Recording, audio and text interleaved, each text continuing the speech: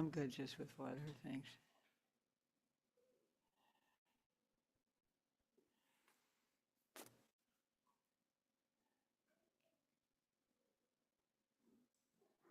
Hi. Oh, thank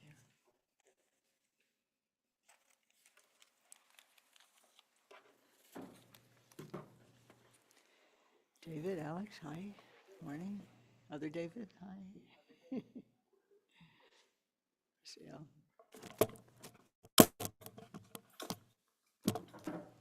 Remind me your name? Reed, that's right. Reed. You're right. You're right about that. I'm affirming. Why is there an echo?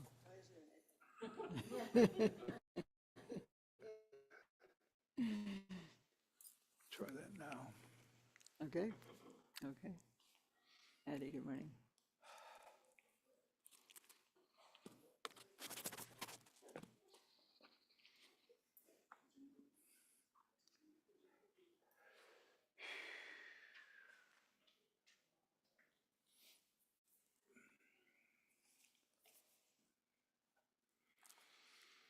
Thank you. So Shane is passing this book around. Should we do it now? We'll do, um, it is custom that we feel that we are learning and doing some meditation, not just to benefit ourselves, but to benefit others. That's an aspiration. We'll sing it in a minute. And also at the close, we will read the names that you might like to write here of specific people to whom we wish to dedicate our practice for whatever reason. They're in trouble in some way. Uh, that's why this is going on. You can put your own name too.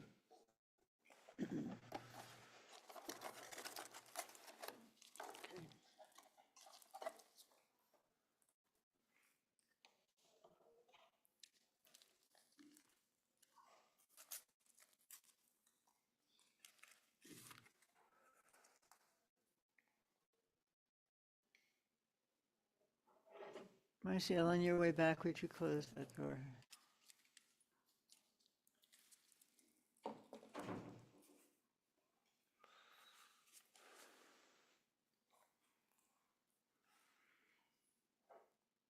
So good morning.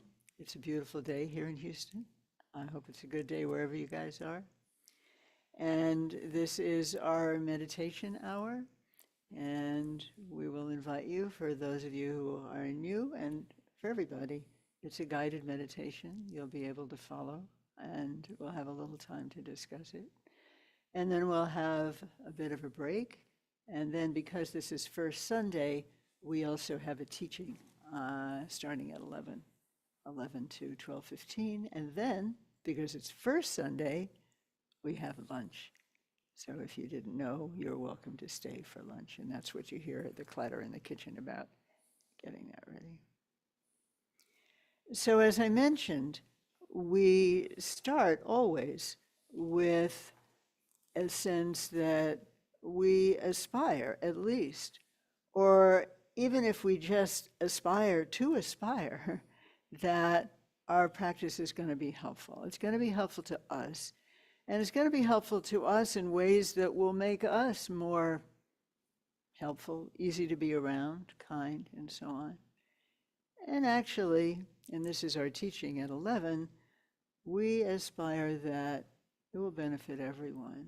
And particularly our aspiration, these are known as the four boundless thoughts, boundless states, immeasurably expansive wish from the heart that all beings, everyone, not just human, all beings everywhere, whether we know them or not, like them or not, it doesn't matter. We are developing a capacity to wish that they have happiness and its causes, that they be free from pain and its causes, and that we will rejoice when all beings are free from pain and have happiness and its causes. It's an antidote to jealousy. And we wish that everyone, including ourselves, be even-minded, equanimous, not hope for the happiness only of people in our close circle or our team, but everybody. So this is a mind-expanding aspiration. And if we're not familiar with it, and we just feel, well, that might be nice to feel that way sometime, that's already inside the circle. Okay, so we'll sing this and another verse. We'll sit in silence for a few minutes, and then we'll begin the meditation.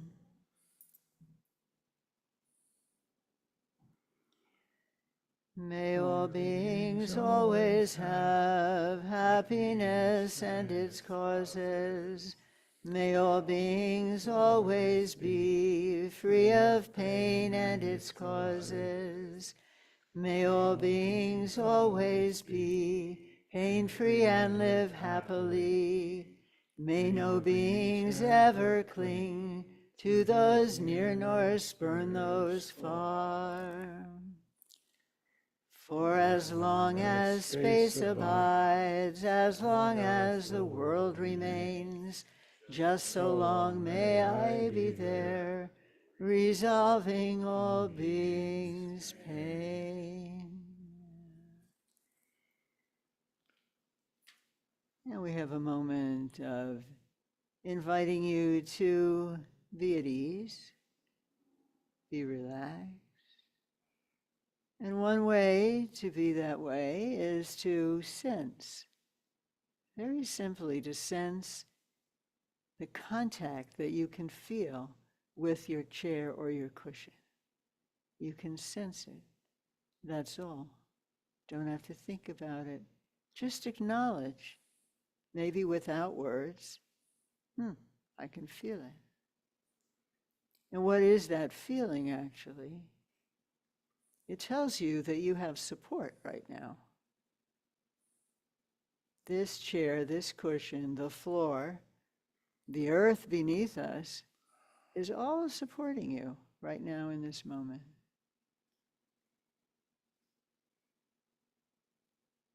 Feeling that support is here, the body translates that into a feeling of ease, of trust, a little more relaxation, a little more letting go. You're just sitting here. It's a safe place. For the time being, there's nothing to concern yourself with. Allow yourself to be supported. And it can be helpful to feel that this support is coming to you from the very center of this planet Earth. The very center, which is directly beneath you. It's a lot of support. Sometimes we walk around feeling that we're not supported, just skimming along busily on city streets, but we are from the center of the earth. Allow yourself to rest on your cushion with ease. With ease, and also with a certain kind of energy, so that your upper body is rising the way a human torso wants to do, is rising from your hip area. Nice curve in the lower back, as is natural. And rising up in this way and letting your shoulders be at ease, you're letting your skeletal structure support you.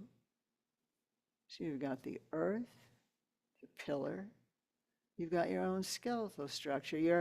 Your arms are kind of like silk draped over a chair, you know? The silk doesn't have to do anything. Chair holds it, so your bone structure holds you. And just check in and see. Maybe some more relaxation of your muscles is willing to come. Gently.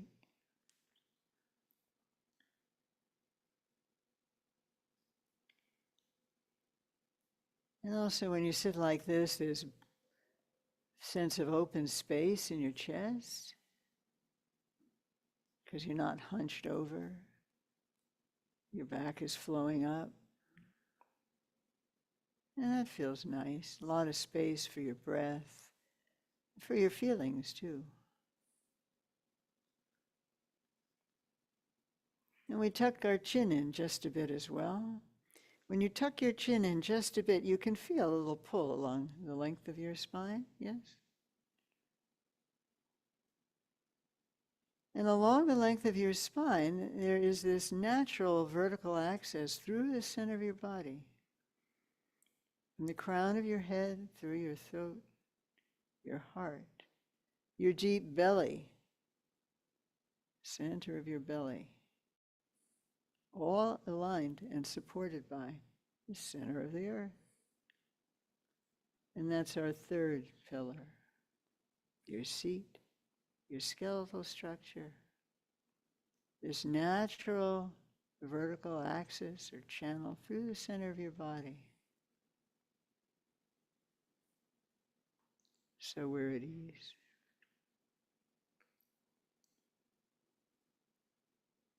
And perhaps you can gently decide that for now, for this period, you're willing to let go of the things that have been working in your mind, concerns, work.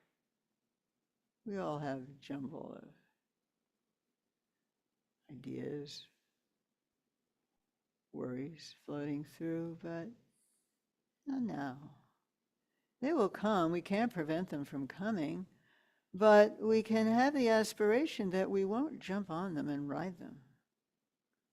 We'll let them float by like leaves on a stream.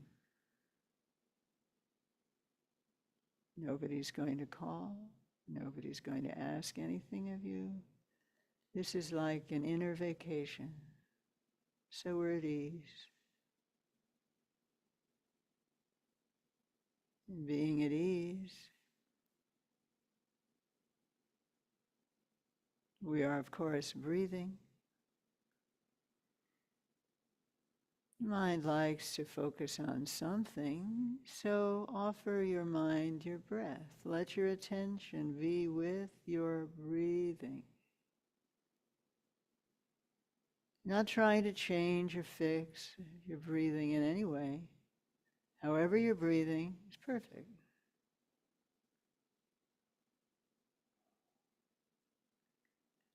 And let your attention, to start with, be with the inflow of your breath. It comes in, yes?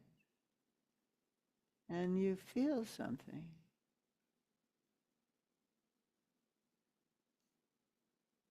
Just feel it.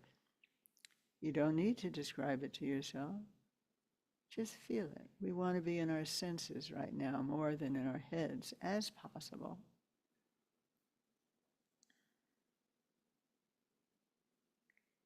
You feel it come in. Maybe if you're quiet, you feel it come in through your nose, wafting by your upper lip.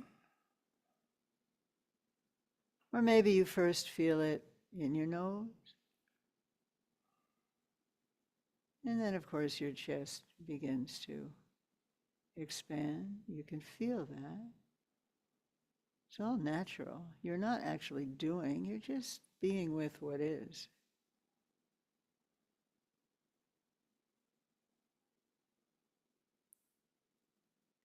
It's kind of pleasurable when the breath comes in, no? Something fresh, energy. And then at just the right moment for you, you let it go. Exhale. That's relaxation right there. And then at the right moment, your breath comes in again. This is a new breath, a fresh breath. Feel curious, interested. Oh, how does it feel? Not that you need to describe it, but feel it.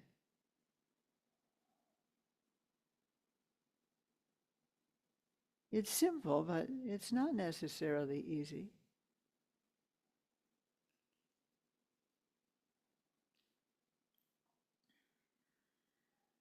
And you exhale, you rest in that.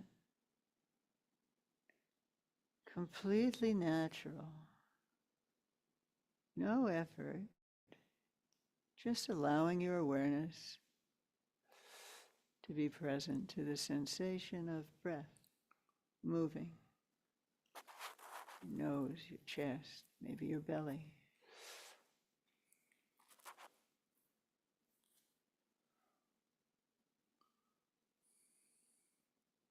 And sometimes your mind goes to something else. Everyone's mind does that. No apologies needed. And you notice it. And that noticing is a kind of wakefulness. You're present to your own distraction. And you bring your attention back to your breath. As many times as you lose contact with your breath, just bring it back.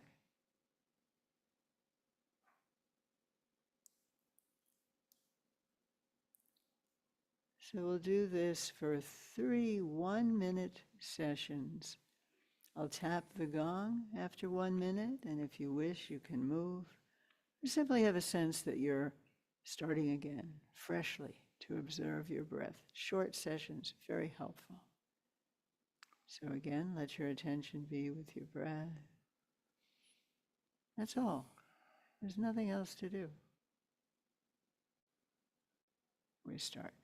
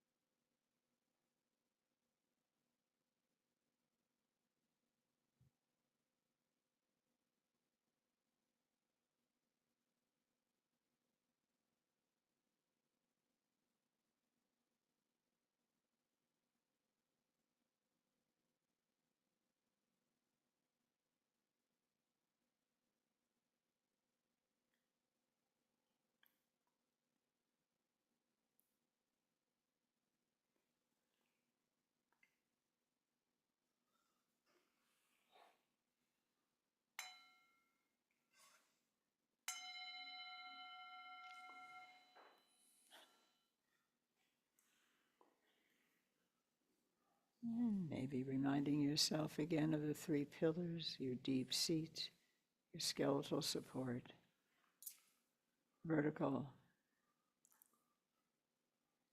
alignment through your body.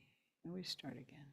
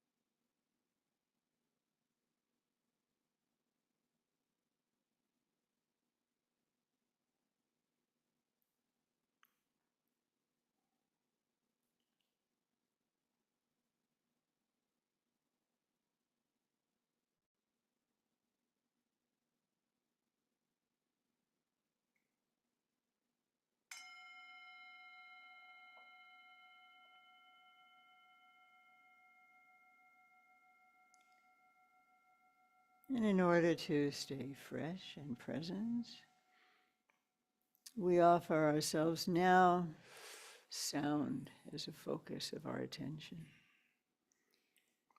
The sound hong hong. You're invited, and those of you online, please unmute for this so we can hear each other together. So sound is a very wonderful thing to bring our attention to. It very naturally mixes with our attention. And so when we sound, let's give a sample.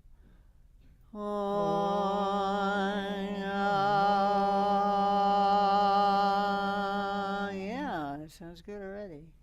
You can feel that your breath and your attention and the sound are all united. So there's a feeling of kind of cohesion, very lightly. It's a sacred syllable. It's the sound, the vibration of the heart mind, the awakened mind of all the Buddhas.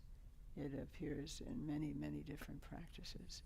And we have it from our teacher in Tibet as a way to, it's another way of settling.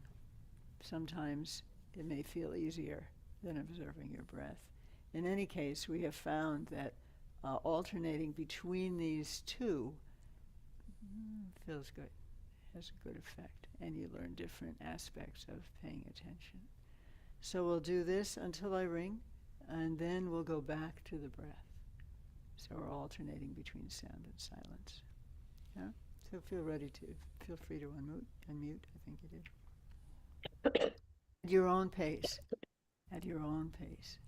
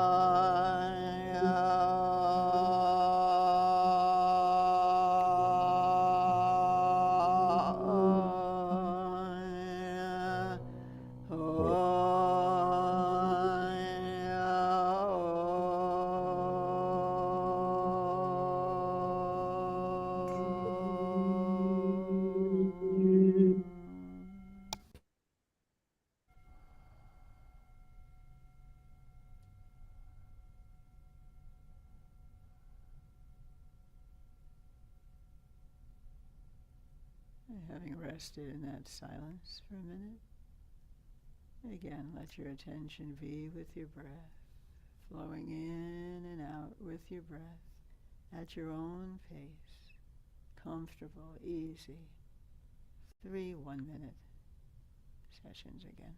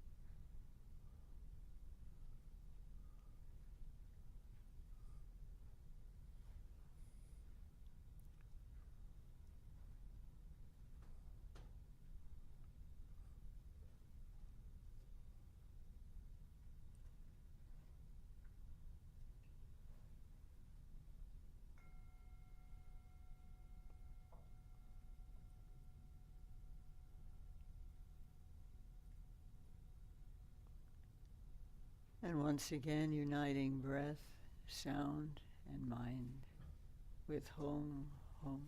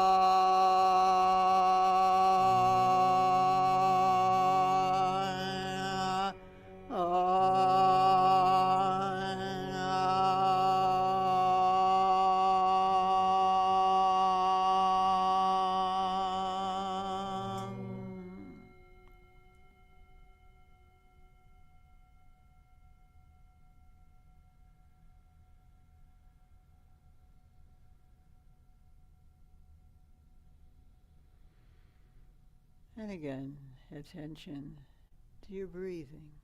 Breath is always in the present. Attention to breath means you're in the present moment. It's a gift. 3 short sessions.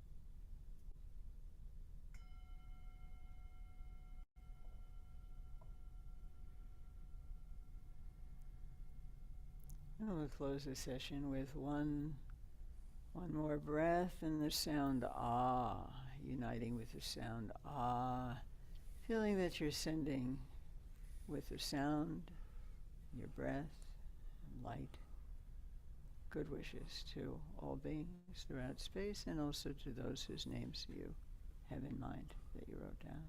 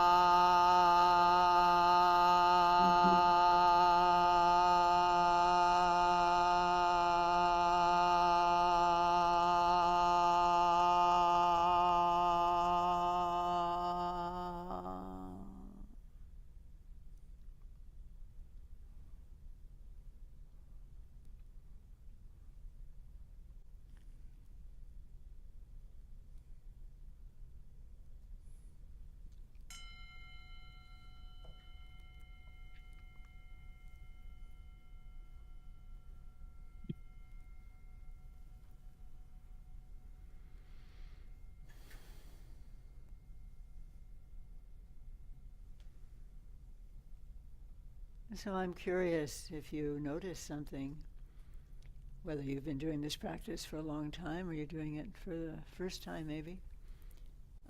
Is there any difference? Sense how you feel right now?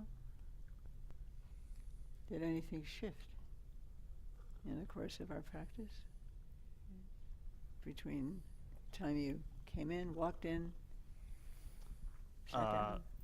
Yeah, I just want Wait. to say that I started to look down more instead of like looking more forward like you recommended, and I felt like that helped clear my mind more, especially if I like focused kind of more in the peripheral vision, if that makes sense, because it sort of makes you space out, I guess is what I felt like. So So instead of looking straight ahead with your eyes open, yeah, your eyes were somewhat closed? no, they're still open, but I was just looking down at like the ground, or so like Okay. this sort of. I just felt like Yeah, that yeah. was So they're open. yeah, but still open. Good. And that, It's more relaxing. yeah, it will, especially if you are a little bit on the agitated side. Yeah, that's me. Okay. right. You don't look it, but okay. I hid Yeah, it well. so to lower your eyes is a very helpful thing to do. And then also, as it sounds like you did, you're not like really looking at the floor, right? It's Right, just your you're not, eyes like- are open. Good for you. So Yeah. Anything else? no, that's pretty much everything for me today. So That's everything today, Reed. Okay, good. And similarly, if you are, so in many traditions, one closes the eyes completely, especially in the what we call the foundational schools or earlier Buddhism. Or, like Reed just described, very common is to have your eyes a little bit open. I mean, they're open, but they're not wide open, like if you're looking straight ahead, perhaps. We recommend that.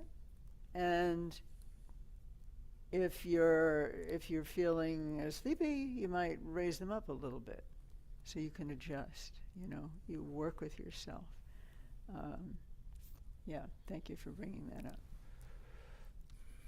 What else? Any question? Yeah? Melissa? Somebody? Okay. Nancy, I'm going to go to Melissa. I think there was another hand up too. Hey, Nancy. A difference from before is that I can feel my heart.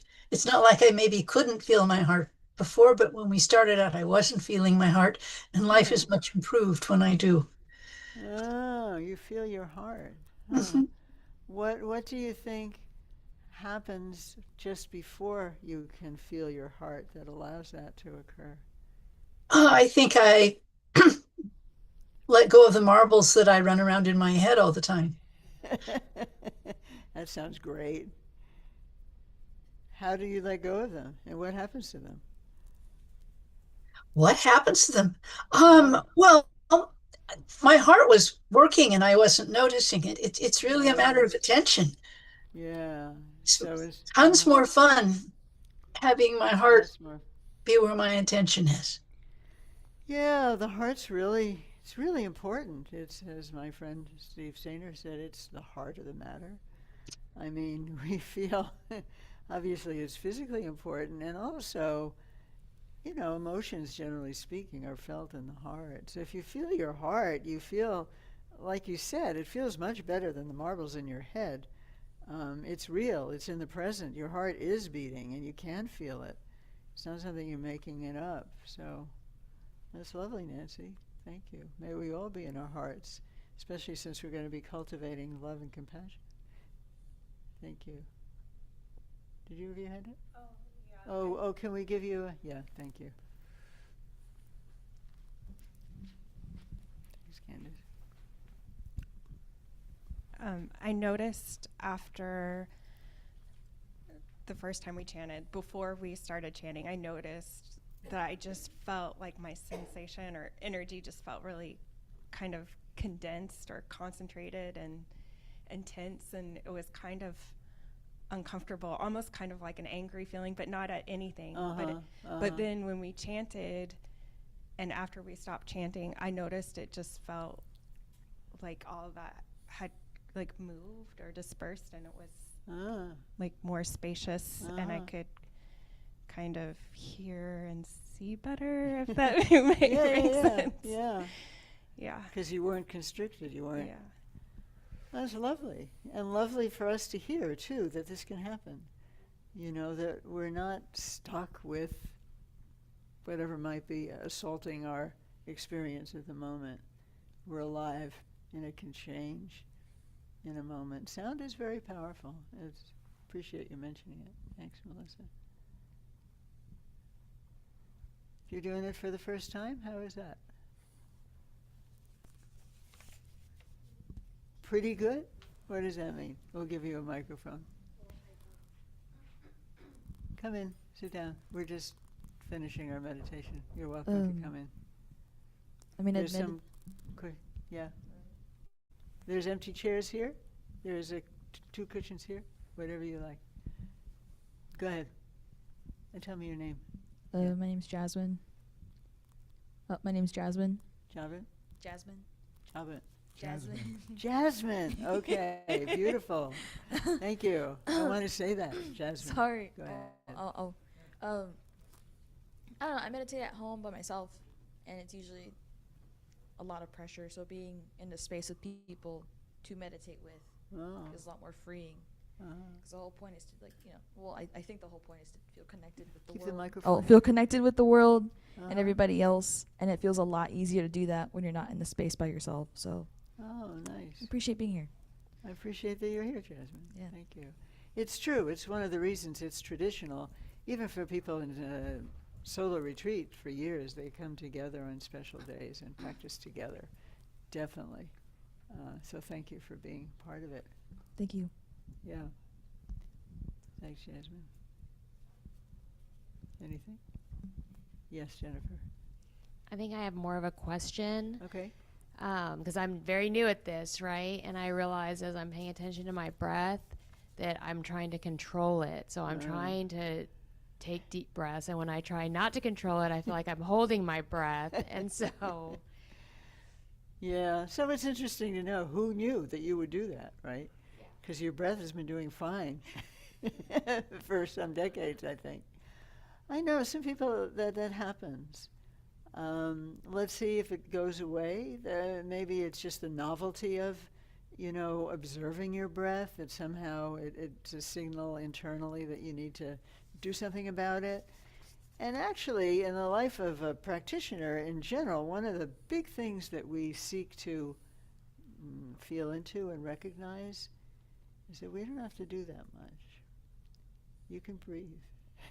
Yeah, well, does that continue throughout, or does it kind of relax a little bit? Yeah, off and on, and then Okay.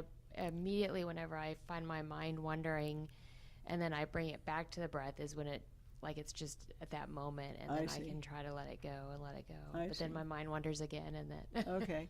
So your mind wanders, you bring it back, feel a little bit of control, and then does it relax a little bit deeper? Okay, so you can appreciate that. You don't have to try to control the controlling either. You know, it's. I do it's- like to control a lot of things. So Yeah, most of us do. It's kind of how we live, you know? So it's a great thing to notice, honestly, and to kind of see what's happening in your body. No criticism at all. Just, well, what does it feel like to control? Is this kind of a, you know, a habitual comfort zone for me? You can just notice that, and that might be helpful in it just relaxing. So good for you. Thank you for mentioning. I would just say that it's, I think, really, really important. So part of what occurs with meditation is we become clearer about a lot of things. And so becoming clear that I normally kind of hold my breath or is a very, very important observation. And then noticing that, well, if I'm giving up on that, I'm trying to control it in another way. And if you can be very, very gentle and not get tremendously judgmental about just what you're observing, for you, letting just the process of breathing occur is kind of part of a process. And just noticing when you're holding it in or noticing when you're trying to control it is just a noticing without judgment. And then seeing if, can I just let it be? And that sounds like, just from what you've already shared, just that letting that be natural would be a lot. Even though it's a little, it's just letting oneself breathe naturally. But right now, that itself is something to play with, to learn, to explore. Yeah, so I appreciate you bringing that up. It's not unusual that we kind of breathe shortly or control our breath. Yeah, but it's great that you're becoming aware of that. Yeah. Thank you. Yeah? Everybody good? Anything else? Yes, Pasan, can we give you the microphone? Thank you. Yeah, I was gonna ask you, what's the meaning of like the Om and the Ah and the Tham? Like, what does that mean? And Om Ah Hum? yeah, like I guess we were kind of reciting, I guess, the mantra. Really, I guess Om in the beginning. We were Yeah, people say it sounds like that. I'm just in my mind, we're just saying home. Home. Okay, so the And rest that of it- is the sound of the awakened mind of all Buddhas. However, you mentioned the Om, Ah, yeah. also, that is also a mantra, Om, Ah, Hum. And Om is the awakened body. So it's associated with the Nirmanakaya, Tuku. And Ah is the awakened energy, we could say, or speech. So Om, Ah, Hum are body, speech, and mind of all the Buddhas in an awakened state. But we're saying home at the moment. So what that Yeah. book is, just, it's at the end of our service, at the end of meditation, we dedicate the goodness that we've practiced to beings who are in some sort of need or sick or disabled or So of we'll past- read their names after our That's what that book is. teaching. You don't have to put names in it, but if it's anybody you're concerned about, including yourself, just a way of Yeah. holding those we care in our minds. So that one syllable hung is a mantra. You probably know the term mantra. Do you know the term mantra? So it can be one syllable, it can be many syllables, and it has a certain, what should we say, grace in it, energy in it, power in it. It's different than we feel. It's different than other words. Also, I received it from our teacher in Tibet, who is a very renowned yogi, Dzogchen master, and that means when you hear it, you also receive it from him, because that's what transmission is. And it may have some effect on you. It, in a sense, protects the mind from wandering into some other kind of drivel. home, just being all there with it. So that itself is a mantra, if you've wondered what mantras are. We need to do the names in our, I thought we were Conclusion. only going to do it at the end. I mean, at the end. Because, yeah, Oh, otherwise. all right, well, we still need a break. Yeah. So thank you. This has been our 10 o'clock meditation. Those of you who've come in, welcome. And we'll have a little break now, and then we'll start the class at 11. And we'll bow down a little bit before that. We get more traditional after 10 o'clock. So we have for those of you who are new, we have a class at 11 to 12:15. We're talking about wisdom and compassion. And today we'll be talking about Equanimity and love, and then segueing into compassion. and I'll be talking very practically about compassion and relationships. And since it's first Sunday, there's lunch. You're invited. So please stay for all of it. Yeah. So the Did break. you know there was going to be something at 11? No? You did? Okay, good. You knew. All right, so we have a little break now. There's water, tea. We'll come back a little bit before 11. Thank you, online people. Please see you in a few minutes. Who is Susan? And Anthony? Susan and Anthony? Ah, hi. I thought it was probably you. Thank you, Anthony. Hi. Hey, Regina. It's so nice to see you. And Susan. I don't know who Susan is.